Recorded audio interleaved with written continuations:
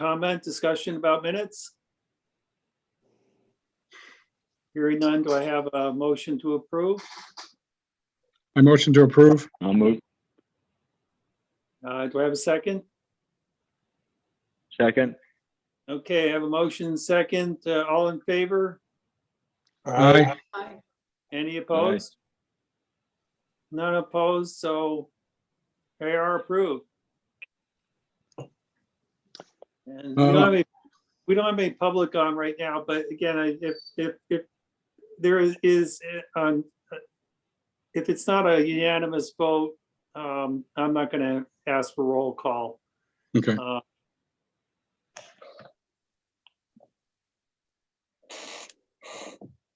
Okay. Next thing on the agenda is approval of the new board officers.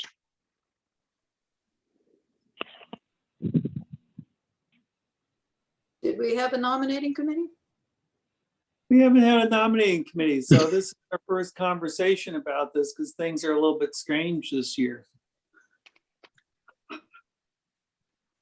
So I guess the question will be is how we ought to approach this. Normally, the process is that we wait until after the annual meeting, and that because we got that moved up, we've had the appointments, reappointment of Chris, so we have a full board. So the normal stance is to address it at this meeting when we have a full board. So I guess I put it on the agenda to make sure we started the conversation. If we do something tonight or choose to, talk about it and then do something next month, that's fine.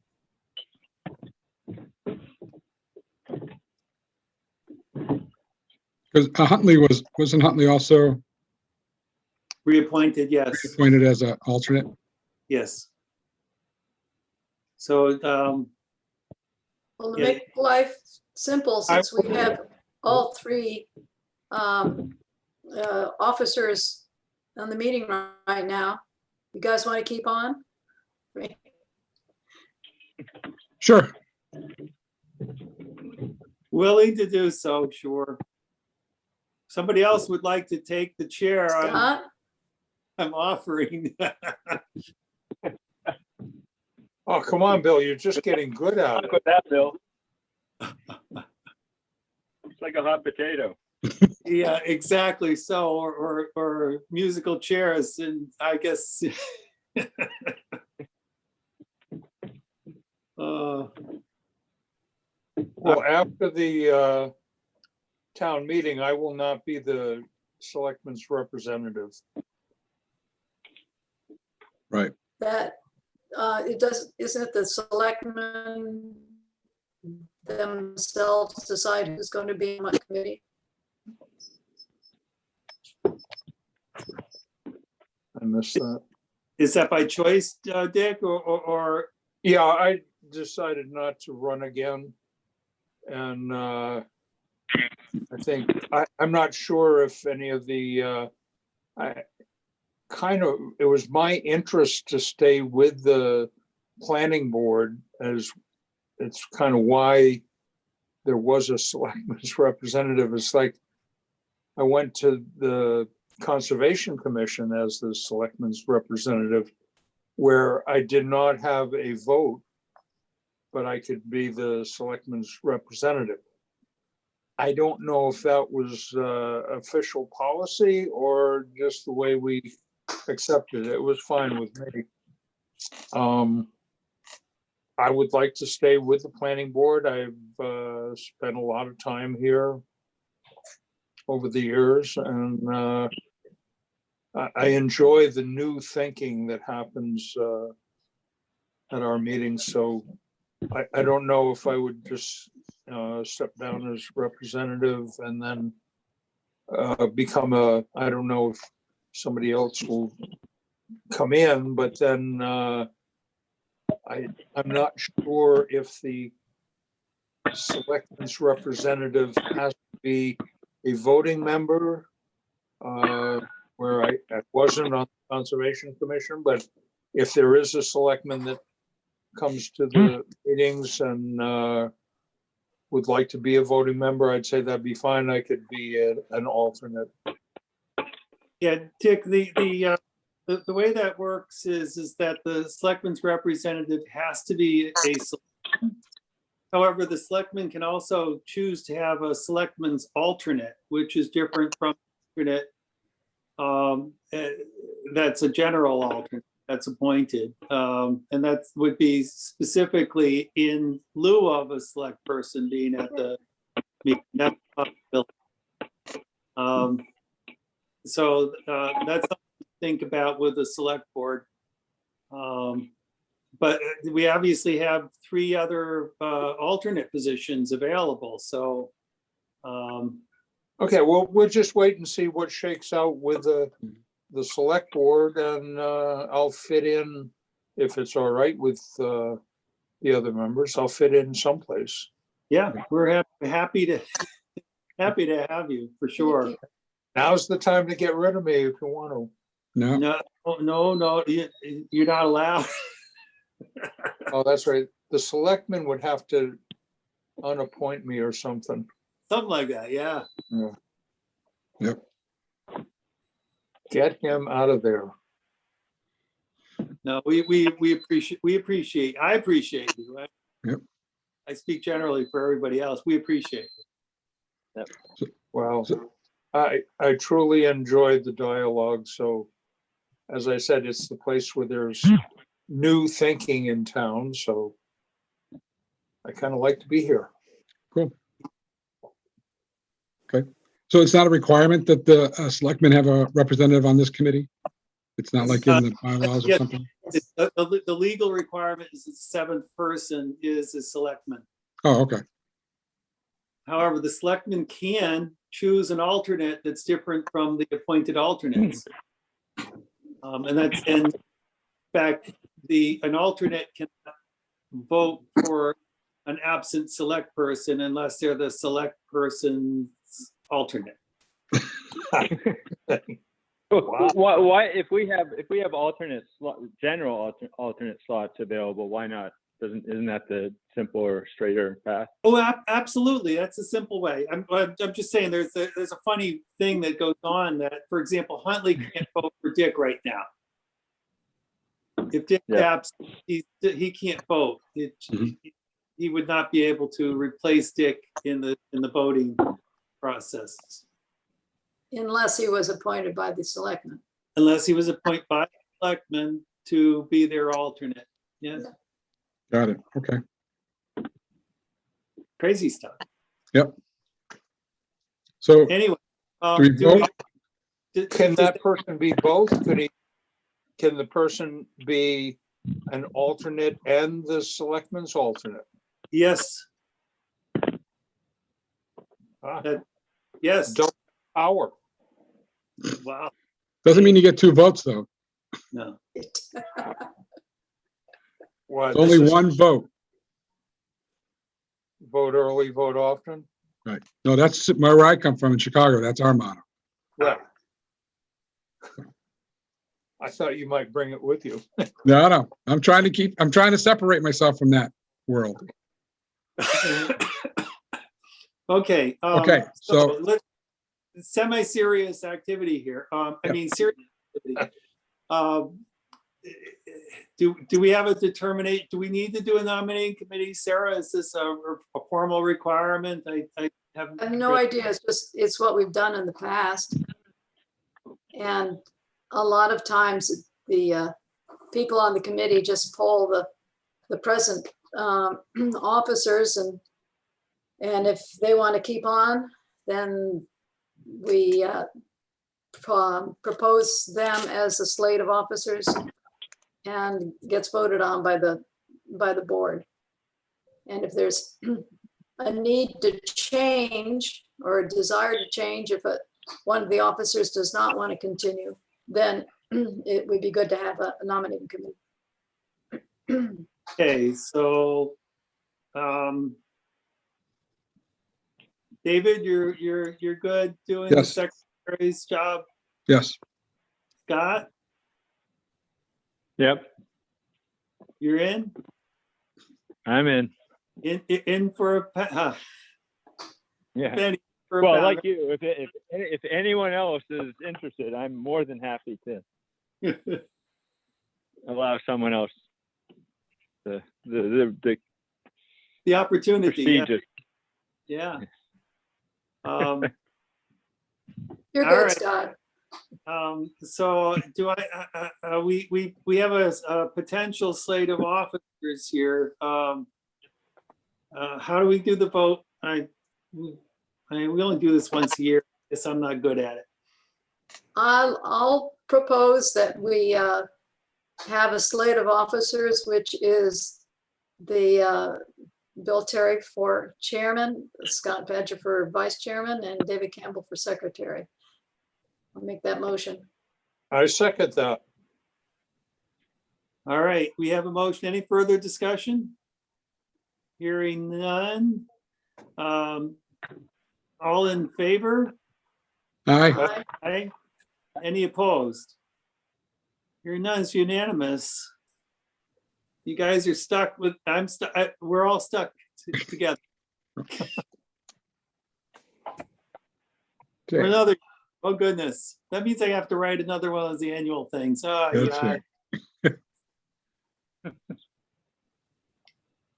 All right, next order of business, please, Mr. Secretary. Ms. Pryor is here. Thank you very much for joining us. Sorry for the snafu with the wrong number. No, that's okay. I'm such a Luddite. Nothing would help. I just did it over and over until it worked. So, first of all, thank you for listening to this.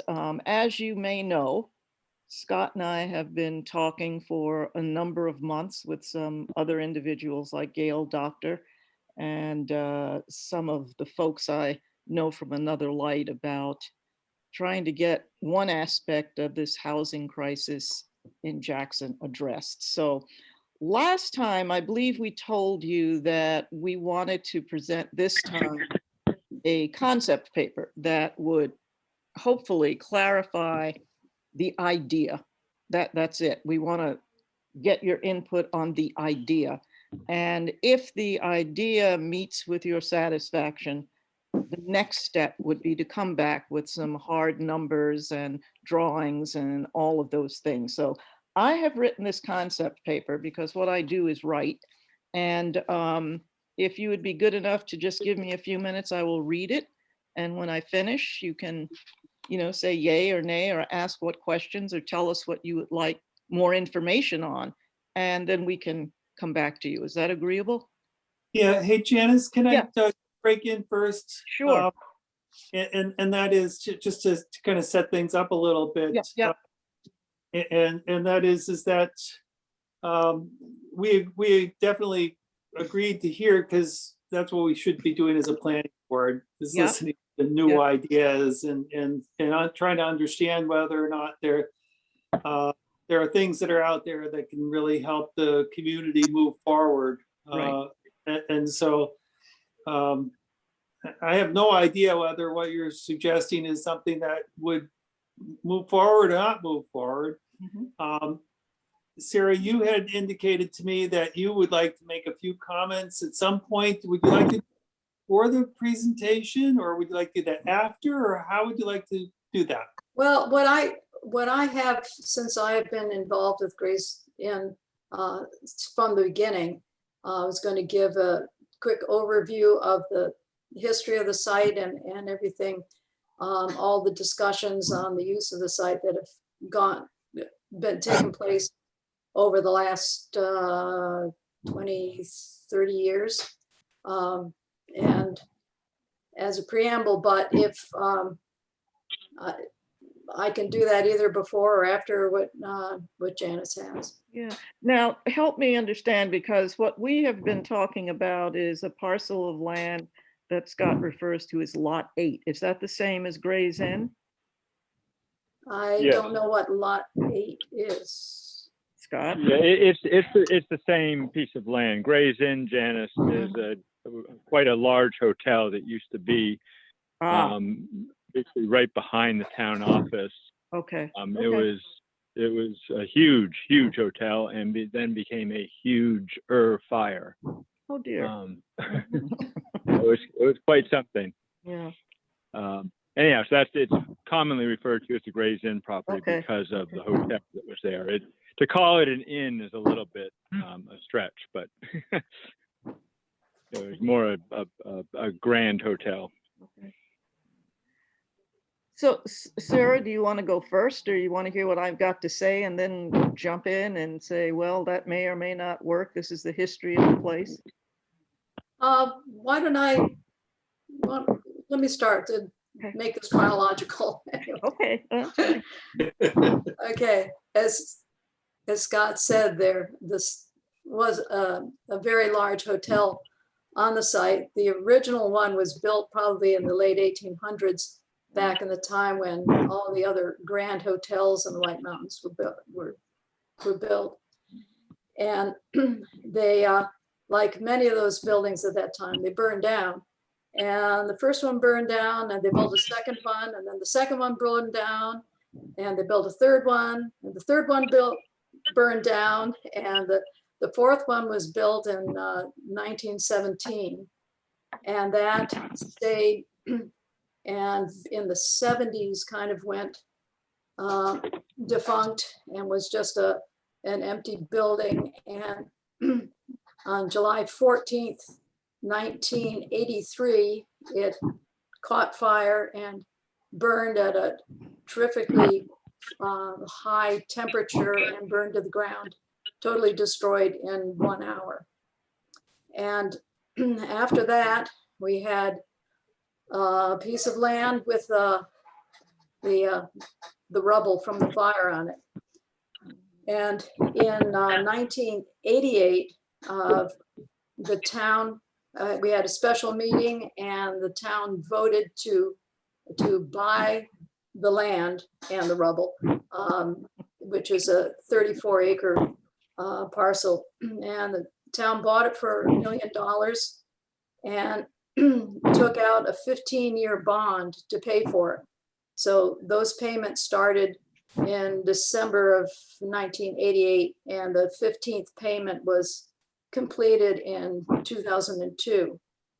And the site was cleaned up, the metal was removed, and the rest of the debris was buried right on site. And then the selectmen had a Gray's Inn property committee, set it up for perhaps doing some planning. And committee met, and also various discussions, and it became clear that the selectmen weren't wanting to do any major investment in the land, any buildings or development, until the bond was paid, because you had those 15 payments that had to come out of taxes, etc. So some planning was done. There was thought in the back part of the property had some recreational trails put on it, but other than that, nothing was done. And David, can you share? Let me share screen. Sure. Because I have the plot of the land, so we can just have a look at it. I think you can just go down to the bottom and say share screen, Okay. and just click on that. Whoops. Yeah. Okay. Host disabled participant screen sharing. Okay, Mhm. what did she do? You should be okay now. Okay. Can you see that? What do you see? I see you. No Oh, changes. no. No change. Oh dear. Don't know why it's not allowing me to do that. It says who can share? It says all participants. Here, select a window. Oh, wait. Got it. Try that. Yep, now you're coming. There you got it. Okay, yeah. All right. So this is Gray's Inn. Get rid of you. This is the route, this is Main Street. Yeah. And then you Oh, there have a you go. parcel. Okay, uh-huh. You have the parcel here. It was originally 2 parcels. You had the 10-acre parcel, which is the part by the road. And then the other 23 acres is back behind. So this part is what's open now. And you have the brook that's back behind, which once had a dam. Mhm. And this whole, it's backed up a bit, but this whole area is all marshy. So it's Ah, wetland, Okay. designated wetland. Mhm. Now, where Uh, was the hotel or Gray's Inn exactly? Gray's Inn would have been right here. Okay. Okay. And the drive that comes up to the municipal building is, that's probably pictures of the old Gray's Inn. I should have figured out a way to show you. I've got some postcard pictures of them. But there has a semicircular drive like that. So I would say the Gray's Inn was probably here. And I'm not quite sure exactly where the rubble was buried, but I think it was probably, if you dig down in this area, you might find the treasure. And so you've got this marshy area around Yeah. back here. And then as you go into the parcel, it gets, these are topo lines. Yeah. So it gets really steep as it goes Yeah, up. yeah. And then you get into Nestle Nook is here. Yeah. And the Inn at Thornhill is here. Oh, Okay. And so you've got, I've did a kind of sketch of where the buildings are. Yep. And if you, let me do that. Can you There we go. see this? Wow. This is Google Ah, pictures. It is now Main Street. And here's the front drive. This is the municipal building, mm-hmm, the mm-hmm, library, mm-hmm. the fire department, and you've got, it's just off the edge here is the highway department. And so it's this area here. You can't quite see where the stream goes, but it's down in through here. And so this is all wet area. Okay. And then everything off the film, when you look at it in Google, it just, you don't get a sense of the change in elevation, but it's all wooded Okay. there. Mhm, mhm. Okay. hey, we got a quick minute. Hey, Scott, can you put yourself on mute? Sure. Thanks. Um, Just mute your phone. Or I can mute you here.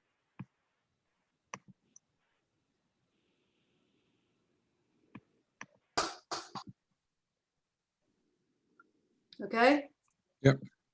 All right, so at that time, the municipal services, what we had was all the library was in the old library building, which is over by the church. Town hall, which is now the historical society. That was a town hall that we used for the school used it for indoor gym, and we had town meetings there and school presentations. Upstairs was where the planning board met, and all the planning board files were up there. The selectman's office was up on the second floor of the building next to the post office. So it was upstairs over, then it was As You Like It, but now it's Autumn Nomad and the flower shop. You had the Tricky Barn was used for a little bit of storage, but otherwise wasn't used much. You had the school was needing to do some expansion. The library needed some expansion. It was running out of space, not enough space for all the books that they wanted to have. And then you had the highway department and the fire department were in the same building, the fire station now, which was smaller at that point. And then you had Gray's Inn Garage, which is up here, was used for the storage for the highway equipment. And I don't think it was really undercover, and you had a police trailer there. So municipal services were all scattered around the whole Main Street and not in one place. And the meeting room for planning board and the offices for the selectmen were all on the second floor, so that they were not accessible for people who had trouble with stairs or were wheelchair bound. So there was a need was identified to try to bring things together. And so that was one of the reasons for agreeing to buy this piece of property, because they thought it would be for where we could get municipal services all in one place as opposed to being scattered.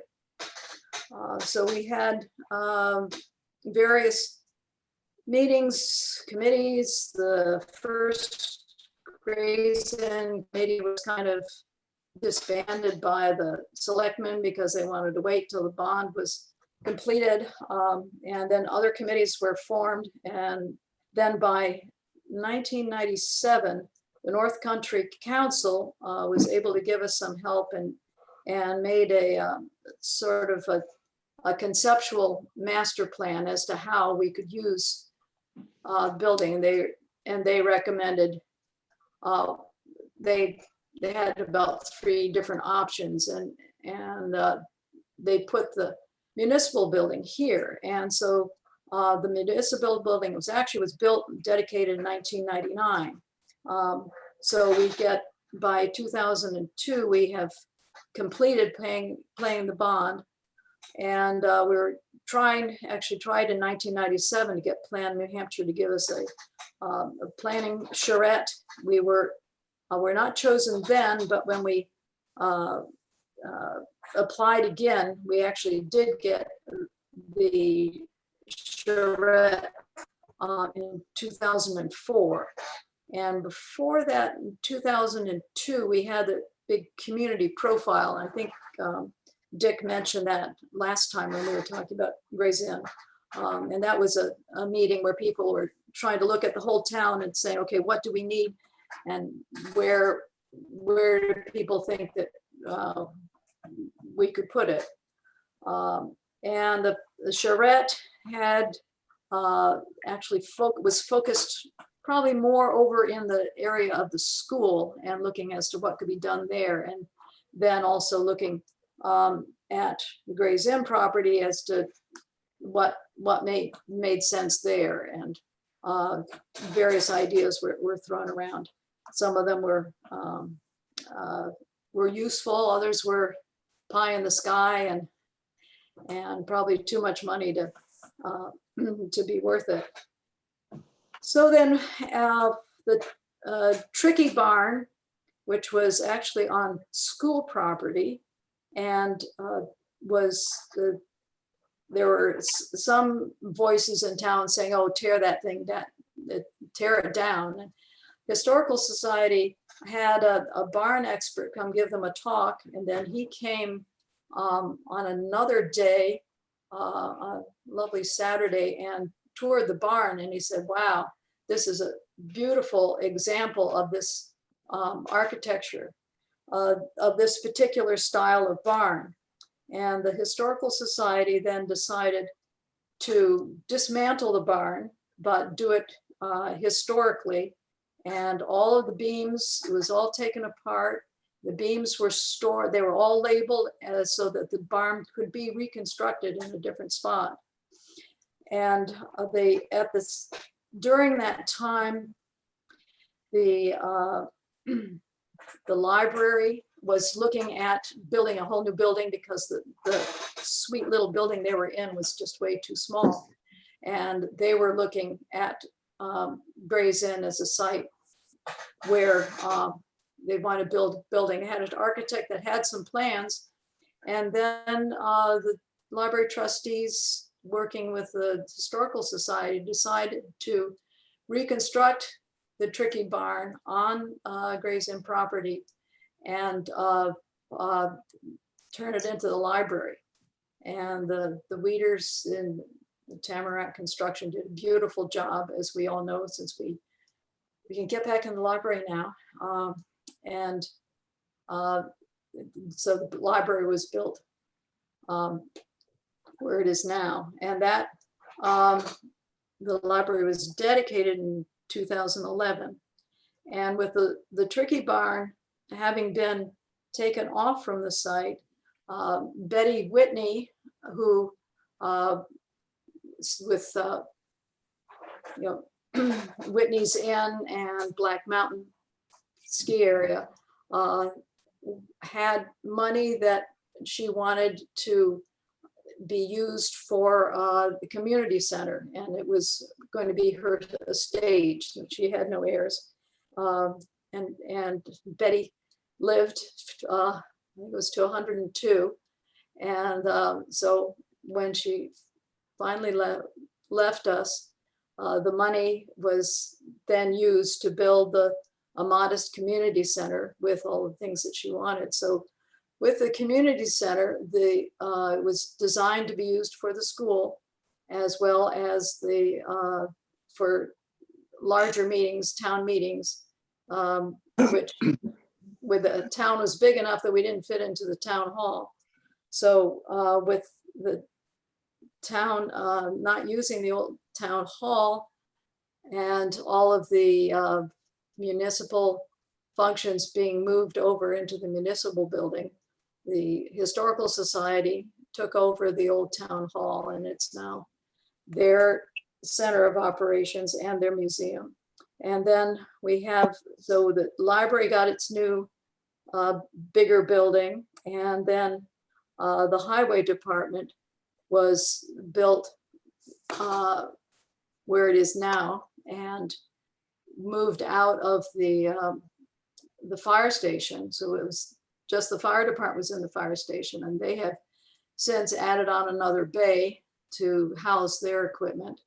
And the fire department now is able to house all their equipment, and the police moved out of their trailer and are in the basement of the municipal building. And so that's how we got to where we are with the buildings. And in all the discussions there were quite a few, like during the community profile and other public hearings, people were saying, okay, we have this flat area right accessible to the road, and that's where the building should be. And that and since you're limited by the wet area and the steepness, which the back parcel, the back 23 acres, makes more sense to use that for recreation. And there are hiking trails, ski trails going through the property. The library has what do they call it? The story path that it actually goes through. It's they have storybook of some of the children's stories. They have it on placards that you follow the path to then be able to read the story. And hiking trails, they connect in with the Nestle Nook trails, and I think there's one that heads even further, maybe going all the way over toward Linderhof. I'm not sure. I haven't hiked that trail, but that was what was felt. There's also the possibility of Dave Weathers, who's a conservation, what's their name now? anyway, he's a soil scientist, and he walked a couple of times, walked with the different grazing committees. And one of the things he suggested was to take the water from the ice brook in the wintertime and flood an area and use that for your skating rink, as opposed to where it is over by the gazebo, or has in a few years, which I thought was an interesting idea. So people thought, recreation be the best use for this parcel, considering you have to deal with the wetland and the steepness of what's back behind. So that's where we're at. Any questions or people on to add? Yes, Sarah, you've been on the planning board since like forever, right? So you were involved in a lot of these discussions? Yes, So you're not just reporting history, you lived it. right. When we mentioned, what was it, 2 meetings ago, talking about it, after that, I dug out my old folder and went through all the papers to see what was there. And that's where I found this plan. Okay, great. Okay. Was there ever any discussion around residential use? There was a brief, there are all sorts of ideas were thrown about, and they sort of said, oh, we could use this for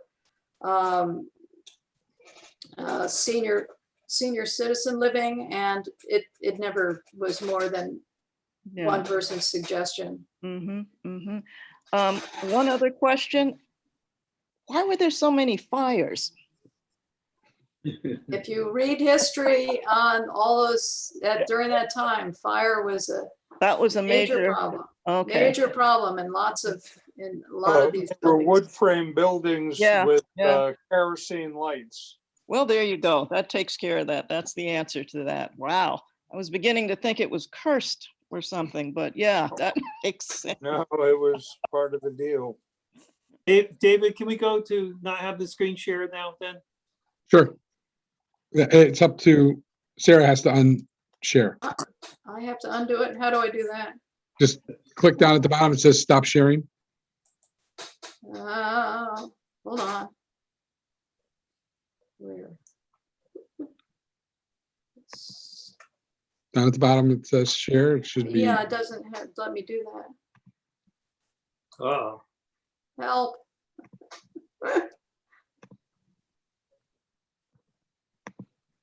Oh, there you are. Oh, Oh, thank you. I just cut you off there, Sarah. Good. Thank you. 'Cause I wasn't getting the full screen. I was just getting all the little thumbnails. All right. Okay. Well, let me see if I can be as concise as possible. And Sarah, thank you. It's a very useful overview, and I'm glad to have seen the maps to get a better understanding of the terrain. We're not talking about anything humongous. We are talking about perhaps 2 residences, let's call it that, 2 residences, 2 homes that would have perhaps what they're now calling an adult dwelling unit.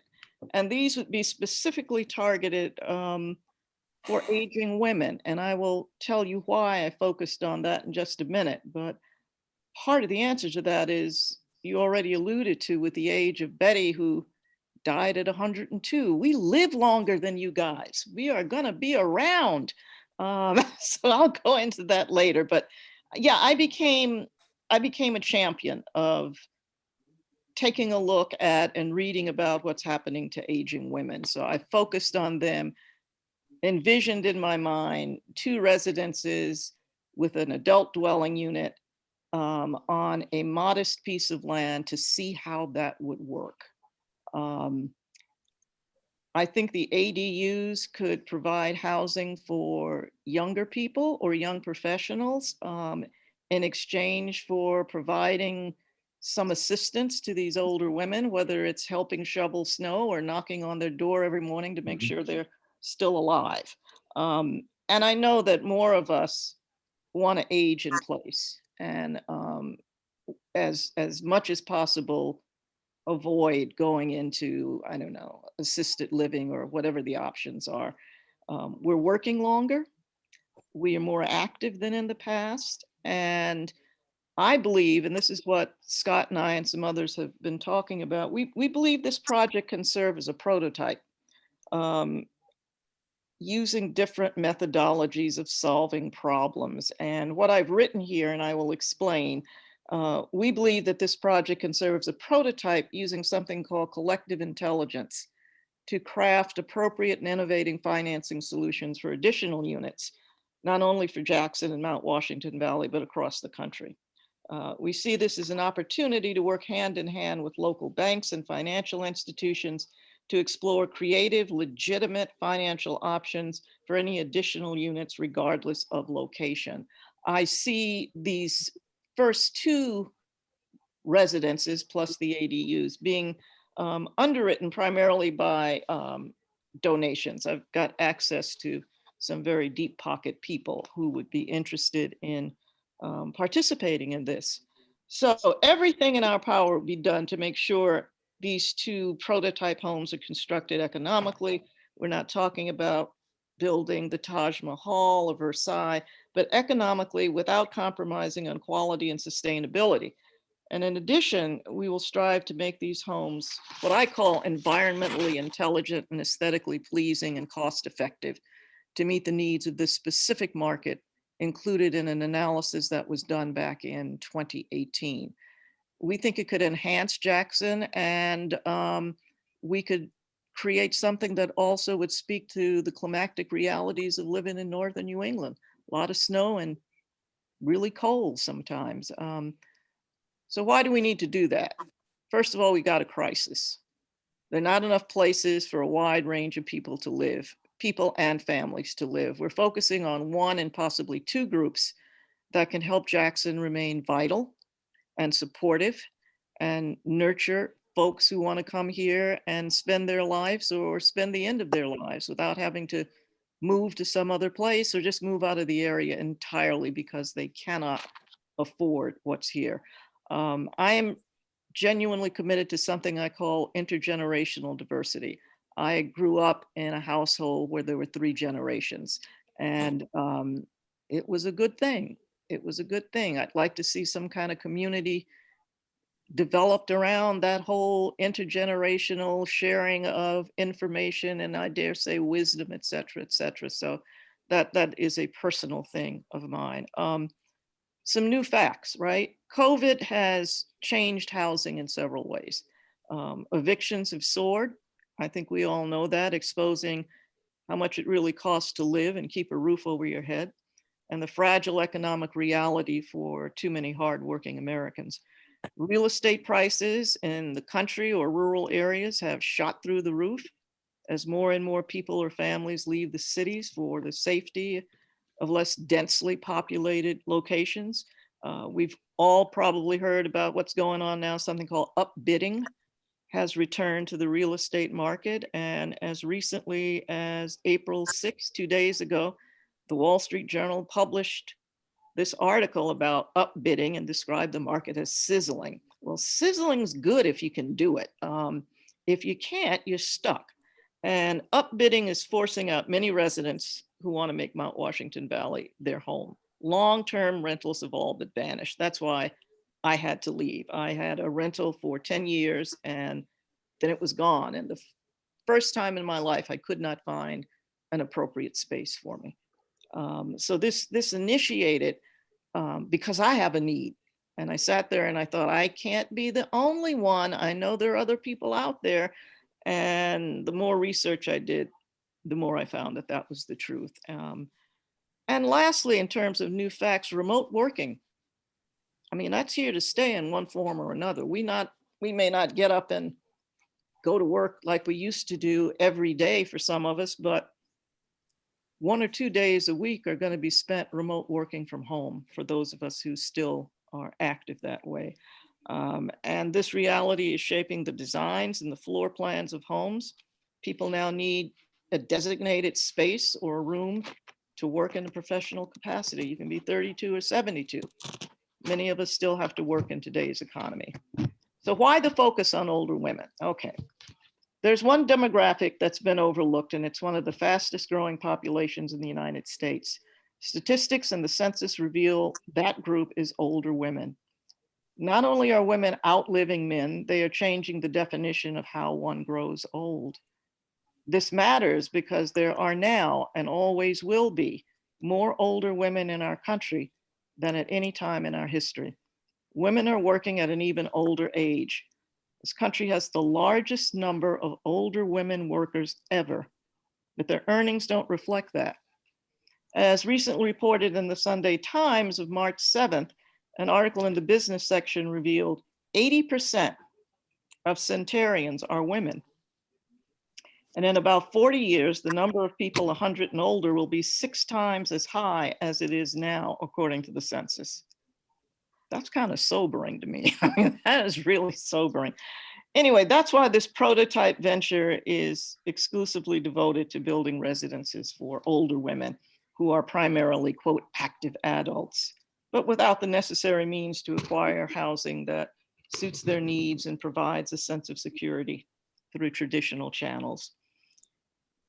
So I created this, I'm calling it Safe Haven for lack of any other ingenuity.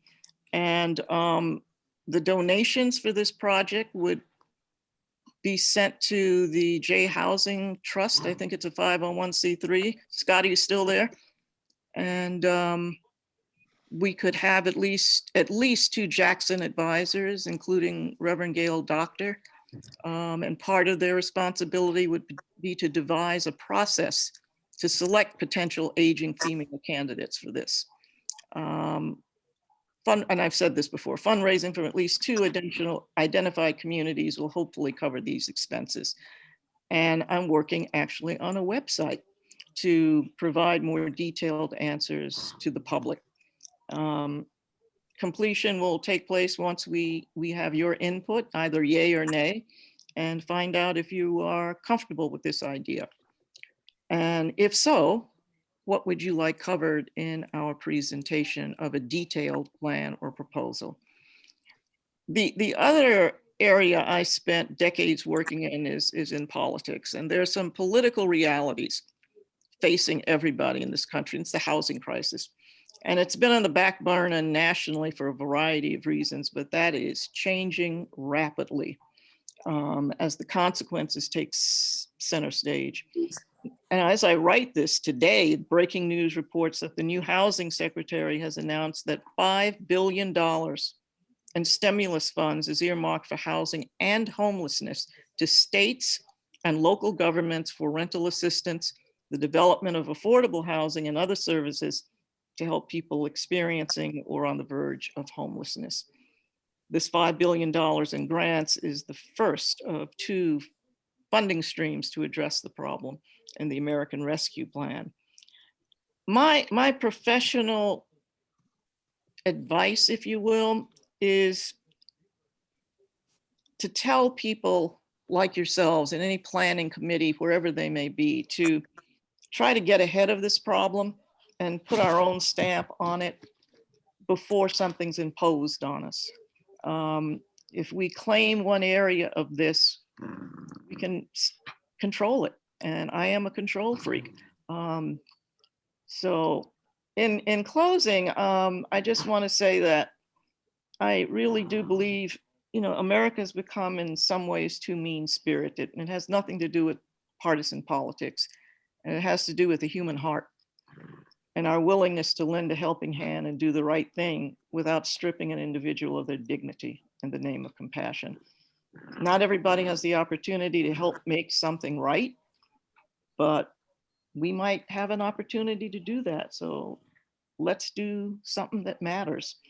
And that said, again, we will, not go forward without a consensus. And if we don't have the answers to your questions, we will find them and incorporate this information in a comprehensive plan. So that's my spiel. And I can make this available to anybody. All right, thank you. I've got a dog pulling on my sweater. So, so any first thoughts, or, tell me how to make this available to you, and we'll get it out and you can sit with it. And, I'll put my contact information and you can call.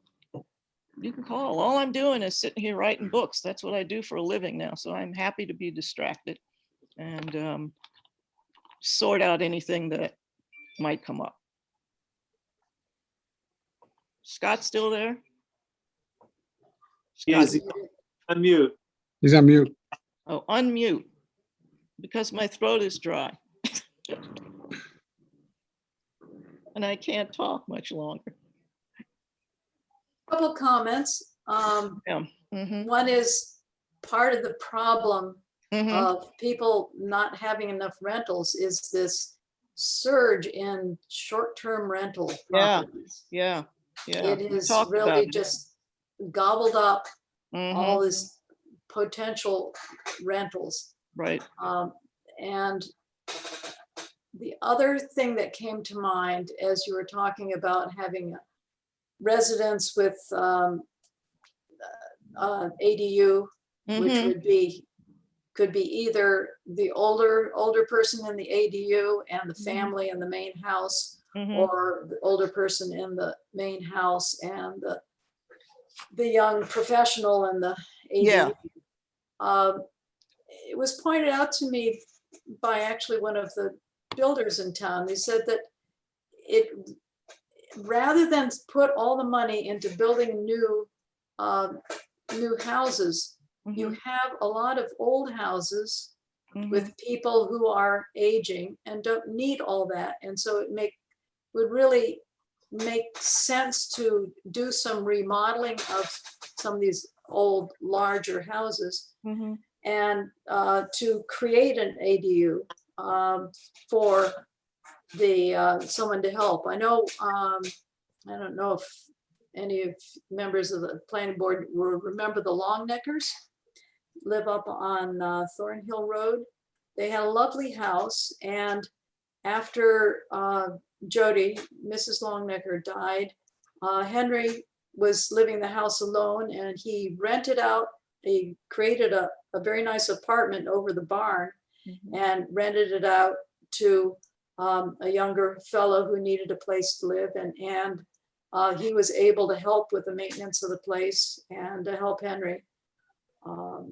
And it was that sort of thing, which if it could be encouraged, would actually help on some of this, the need for housing. Mhm, mhm.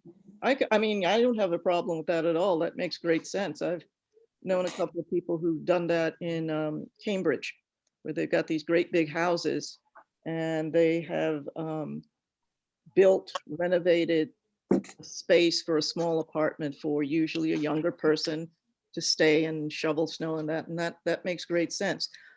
I'm concerned about folks like me, little old ladies like me, okay, who have a full life. I got 3,000 books. And there are a lot of old women like me who are still very active. We don't need a mansion. That's not what I'm saying, but we do need a realistic space in which to live. That's what I'm championing. I'm not saying that renovation of existing large homes is a bad idea. I think it's a great idea. And as a matter of fact, a couple of years ago, Tish Hanlon and I were talking, and she was talking about, why don't we renovate what's already here? I said, yeah, okay. Okay. So yeah, I don't have a problem with that. And I'll bet you we could probably get some money to do that. If we could identify, like a reasonable amount, say, try that in 3 houses and see what worked out. That works. I think that'd be great. So the work would be in identifying the house and finding Mhm, mhm, willing participants. mhm, mhm, mhm. Yeah. All right. May I? I'd love to If you're talking about doing something on the town property, Mhm. I feel that you're gonna add a layer of bureaucracy Okay. to town go, Mhm. excuse me, to I, town. you know, you tell, that's why I'm here, to hear what you've got to Yeah, say. Well, I think that you'll add a layer of bureaucracy to the town government that I'm not sure that we're equipped for yet. Okay. I like your ideas. Now, I've Mhm. talked to a friend lives in Bar Harbor. She's on the board of their housing authority, where they were fortunate enough, they have the Rockefellers totally invested in the community Mhm. and donated, everything they needed to do this. The Yeah. land, money to build it and, but they still have to administer it. Yeah. That's what I hear you talking That about. just- Yeah. Yeah. Yeah. So anyway, that's one consideration. And of course, you've hit on it. The money, the money, and the money. As always, the money. Money is Yes. the driving force. I Yeah. mean, that's what's gonna make it or break it. And this idea that so much of our housing has been bought up by the entrepreneurs who want to operate Yeah. a short-term rental Yeah. has really hurt us. I mean, Yeah. we tried very hard as a planning board to craft words that would allow this in our town, a business in a residential area. I think at the beginning, what drove us was the second homeowner Mhm. who was renting their house part-time when they weren't there.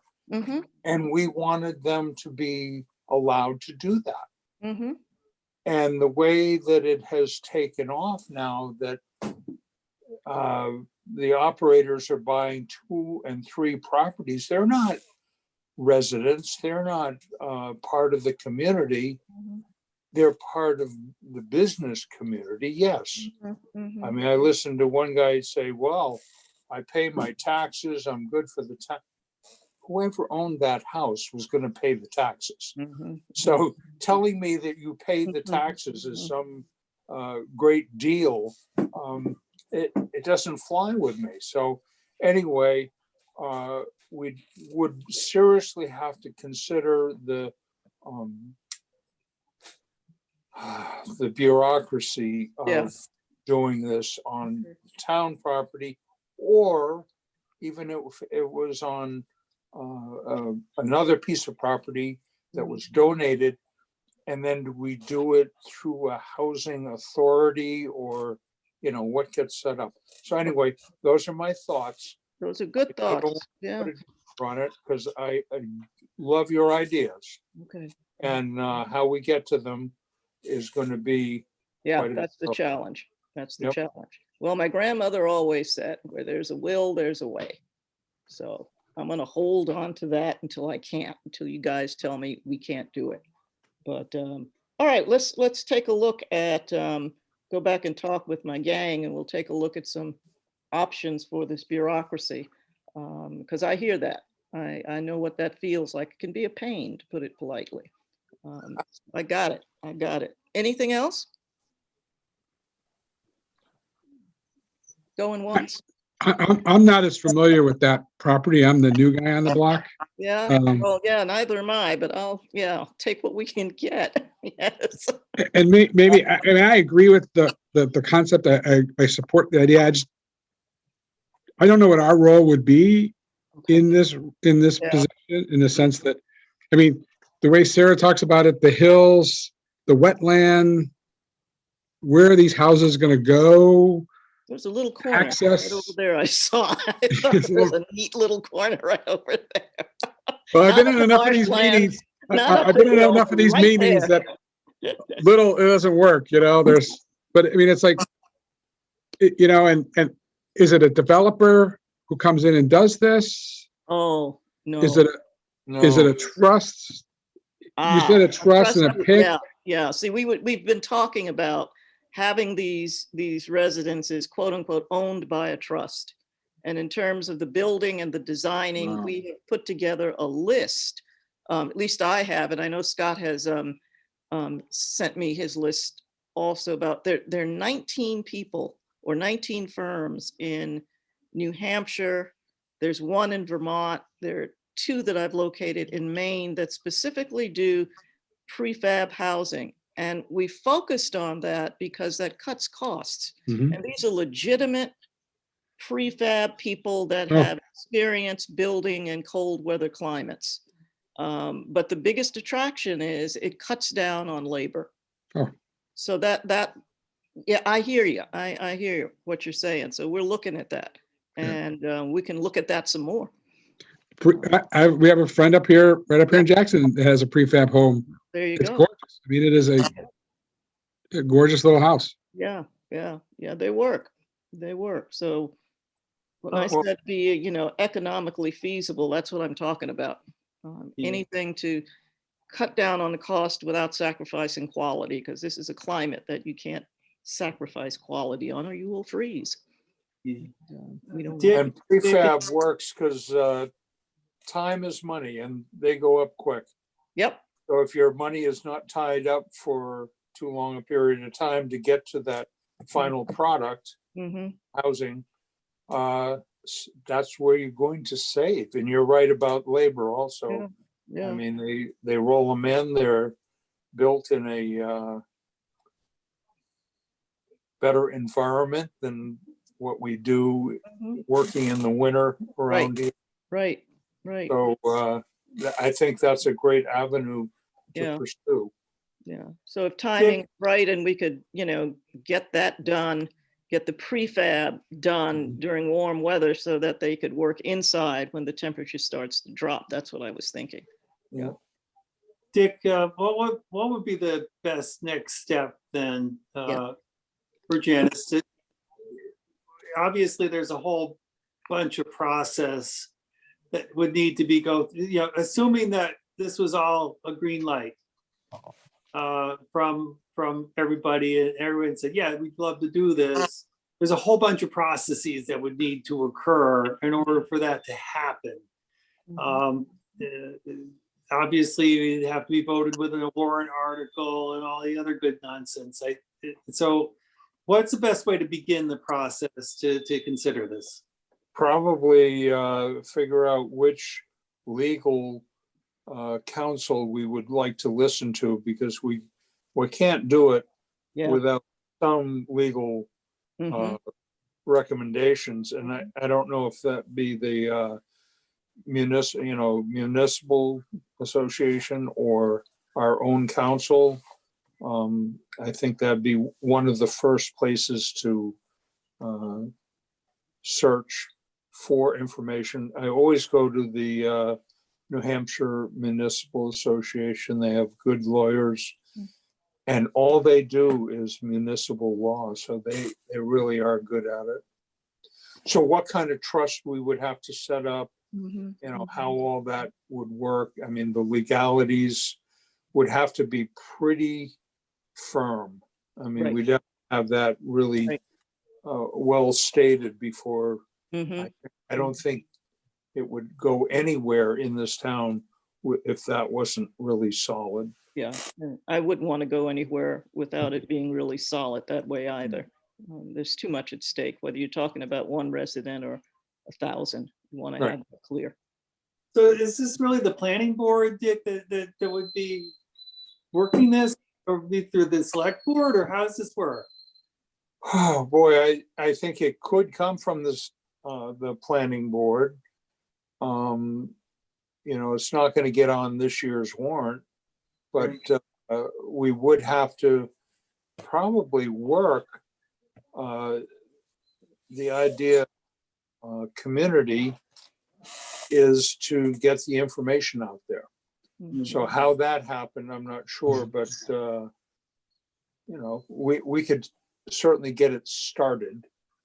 And whether the selectmen, chose to pursue that, I think that one way or the other, by a year from now, when we had our town meeting, that'd be a time to, ask the people, unless you could do a special town meeting.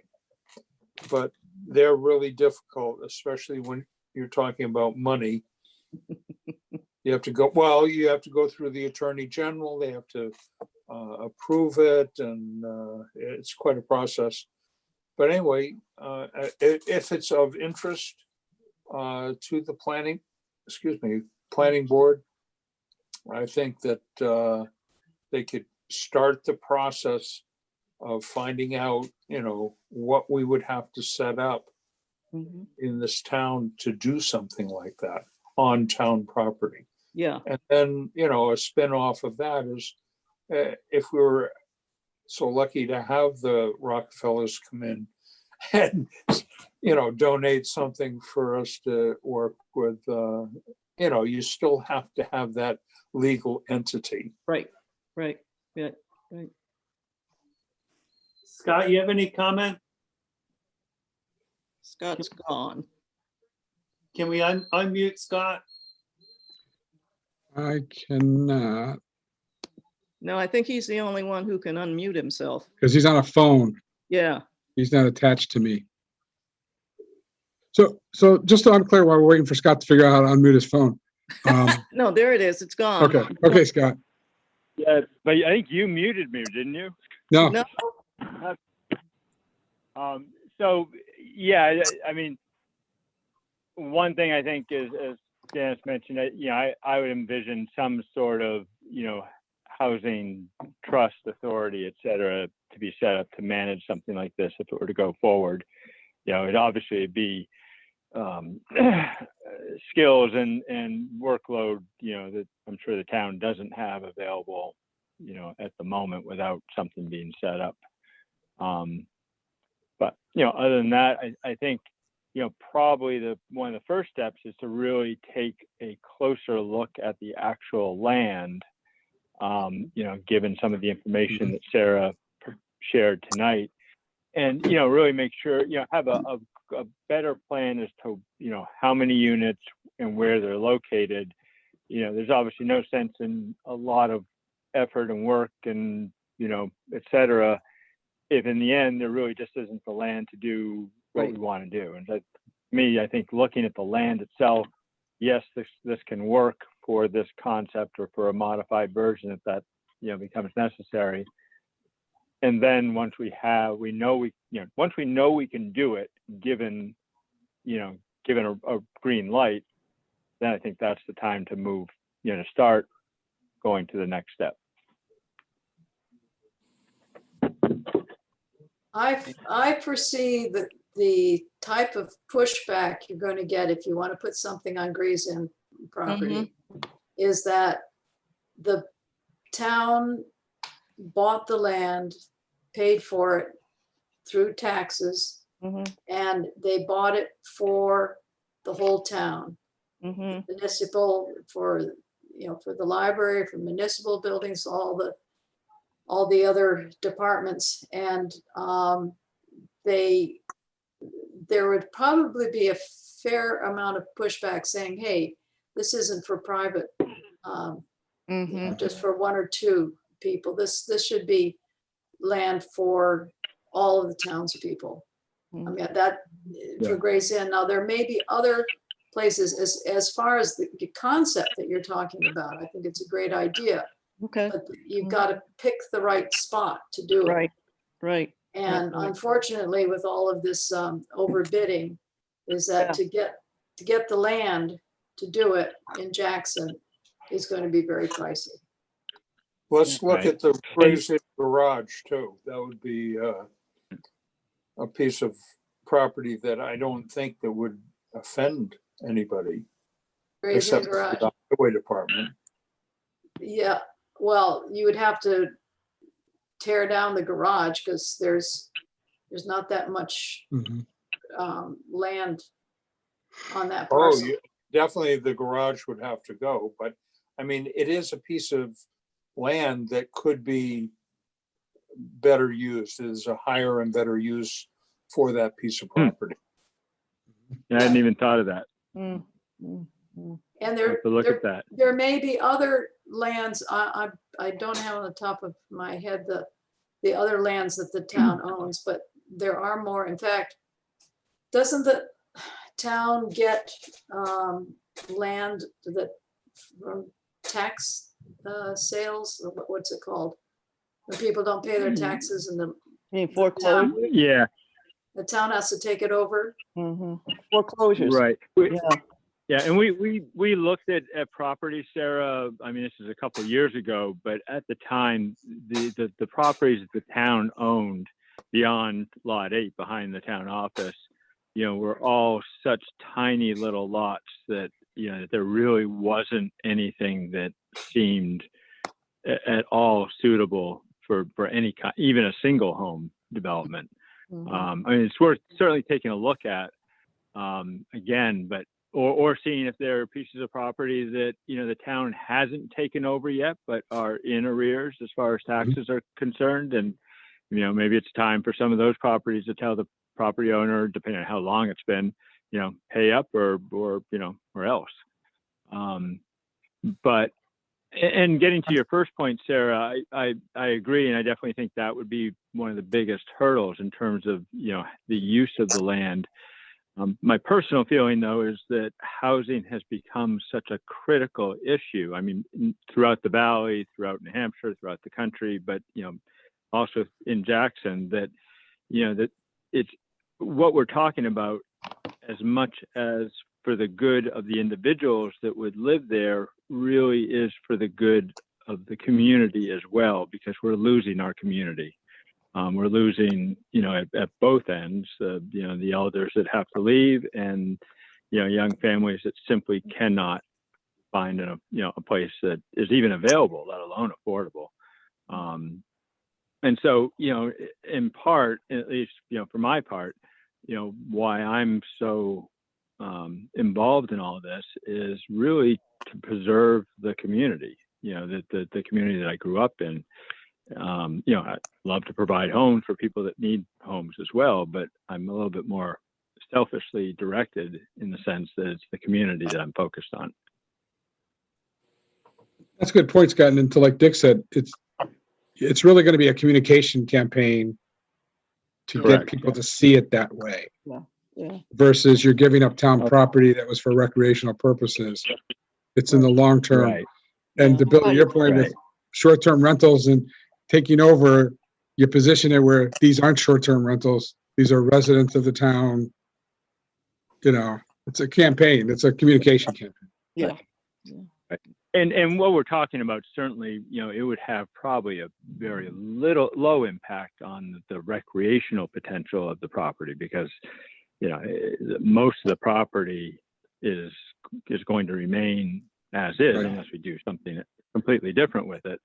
And a lot of it is, as Sarah explained, really is suitable for building any house. I think in fact, I see the recreational part of the property being as, something of a benefit to the housing. If that Right. gets, put in, Right. it becomes a attribute of that location. I see probably the kind of a pathway to success would be if you set up a land trust, or whatever you want to call it, a nonprofit organization that then would be looking for places. You might have a lot of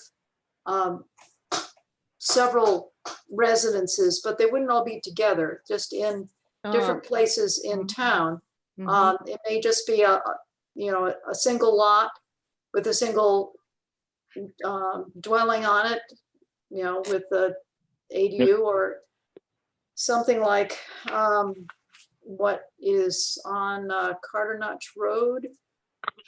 Scott, you familiar with it's the landing that I think it's Ann Peterson built, Mhm. those four small Yeah. houses. Yep.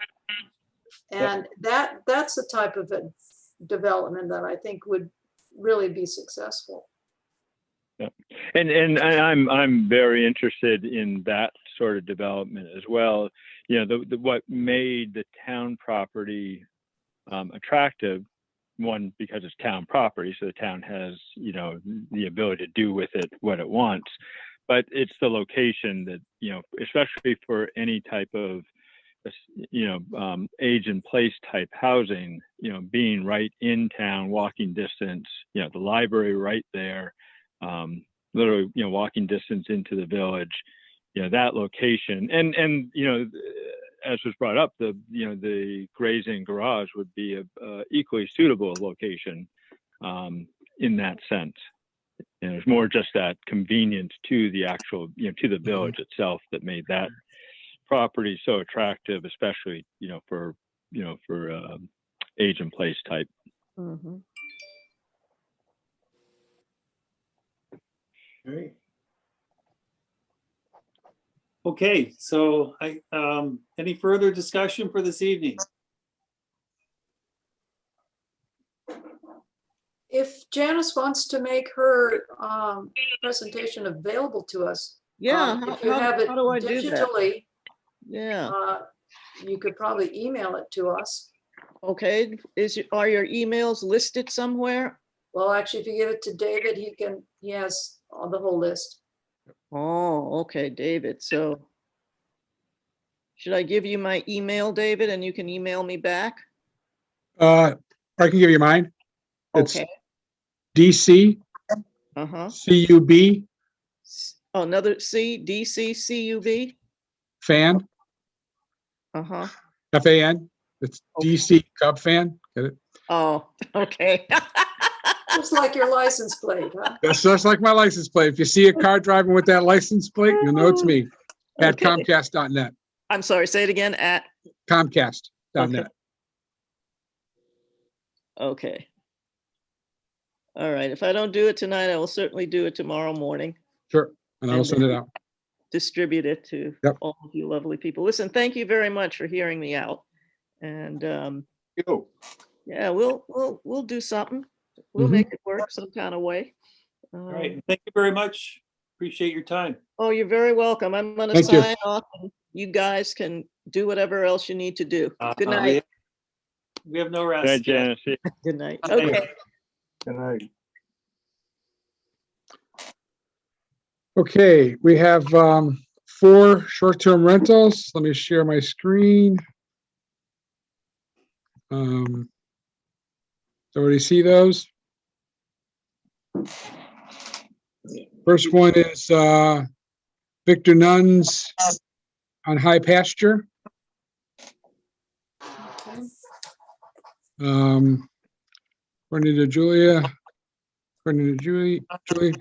4-bedroom tax card, no septic on file, approved for 4 bedrooms.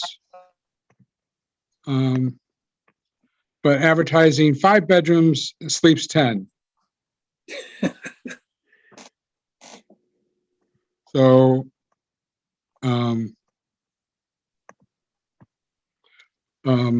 so that's outside our, Yeah, except that if it were 4 bedrooms, we'd still allow it to sleep 10. we would, but we prefer that their ad be correct. Yep. And it should Yep. be I'm 4 bedrooms, sleeps 10. If they've turned a den into a bedroom or they consider it a bedroom, that's so their business, but on their tax card is a 4-bedroom, must be High Pastures is a unit. That's what the advertisement should say. Yeah, I looked at their Yeah. ad in VRBO and their pictures, they have pictures. There's 2 rooms that look like they're in the attic because they've got the sloping roof. Yep. With bunk beds in them. So that's how they get up to the 5 beds. being able to sleep 10. And that's where we'll have to find out if they have egress windows up there because we had one of those and it was a loft, but hey, if there's a problem, there's no way out. Mhm. So anyway, let's at So- least get them, put the ad in correctly. So we'll accept with the condition of advertisement must be changed to 4 bedrooms. Yep. All right, can I have a motion to accept? I motion to accept. So moved. And second? I'll Second. second. All right, we've got a motion to accept and a second and the motion to accept is conditional on a comment to the selectmen that they need to make an adjustment to their advertisement. Right. All in favor? Aye. Aye. Any Aye. opposed? I'm gonna abstain because I have to deal with it at the select level, and we will not accept it without them changing their ad. So I don't want to go on record of saying I approved it here and disapproved it over there. So I would like to just abstain if that's all right. Okay, and You again, still have four people. all we're doing is we're accepting the application and we're Right. not Yeah. making any approval or comment around approval other than a comment. But I appreciate your concern and position, Dick, and we'll leave it at 4 votes to accept. Yep. And show that you've abstained. Thank you. I just would prefer to, Yep. not have some sharp lawyer come back at me and say, but you said. Yep. On Yep. Tuesday night or no, it's Thursday night already. Time flies. Okay, let's get on Okay, to the second one. I will butcher this name, so I'm just gonna say it's a 65 Main Street. Soletta. I believe that's Soletta. Soletta Yes. and they advertise, there's a 4-bedroom septic on file. However, they advertise for 2 bedrooms and sleep 6. So, I mean, again, they're advertising for less bedrooms than they actually have, but their number of max is 6, which would be appropriate for a 4-bedroom. Well, The only thing they is, have to share- it's a shared septic. Right. 4-bedroom septic shared with V1 lot 44 and 2. That's a 2-bedroom tax card, right? Yeah. So if they're advertising 2 bedrooms, that seems fine. We're good. but, okay, my only point is if they're advertising for 2 bedrooms, how do you sleep 6? That's how our, 2 per bedroom plus 2. Oh, that's So you right. have 2 4, 6. Okay, I'm sorry. Got that. 2 adults in each bedroom. Yep, got it. No, okay. My math. It's late, long night. math challenged. So I will put on the document that we sent to Julie about he is still waiting for the notarized affidavit. So that would be our comment back to them too. Yep. Okay. Okay, so I have a motion to accept the application. So moved. Second. Okay, motion and a second to accept the application for 65 Main Street. All in favor? Aye. Aye. I'll get it behind this one. Okay, any Okay. opposed? Okay, so that's unanimous. Okay. The next, come on, go over. We're not going over. I don't know why it's not going over on me. That's okay, we can see it. Okay, next one is on Switchback Way. 2-bedroom tax card, no septic, but the advertises 2, sleeps 5. Sounds good. No exceptions to that one. Okay, so with no further discussion, do I have a motion to accept the application for 292 Switchback? Moved. And Second. second? I'll Okay, second. motion and second, all in favor? Aye. Aye. Aye. Any opposed? Hearing none, we're accepting that application. Okay, so the last one is a little complicated here because we don't even know what we're doing. I mean, we couldn't find any advertisement for this place unless somebody else knows about it. 93 Hiller Road, 5-bedroom permanent and septic, five-bedroom on tax card. We could not find any advertising, so we don't know how many beds they're sleeping. And Julia emailed them on the 30th, need proof of rental prior to 3/12. So there's a couple things that are outstanding on this one, but the application was submitted. And so have they submitted anything to show in No. the house? No. Well, then that we It's seems like an an incomplete incomplete application. Right. So think should we be accepting the application if it's incomplete? I don't No. think so. No, I don't think so. Nope.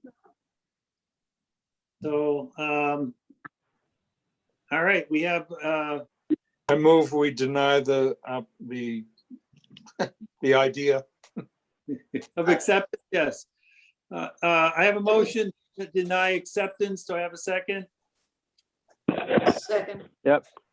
Okay, a motion to deny and a second. All in favor? Aye. Aye. Any opposed? Okay, we are denying the acceptance of the application. Okay. For 93 Hiller Road.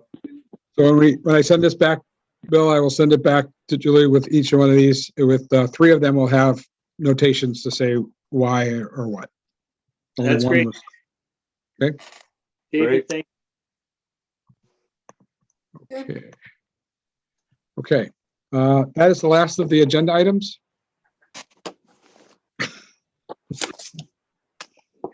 we have anything else that anyone wishes to bring up that we didn't talk about, or new old business, old new business?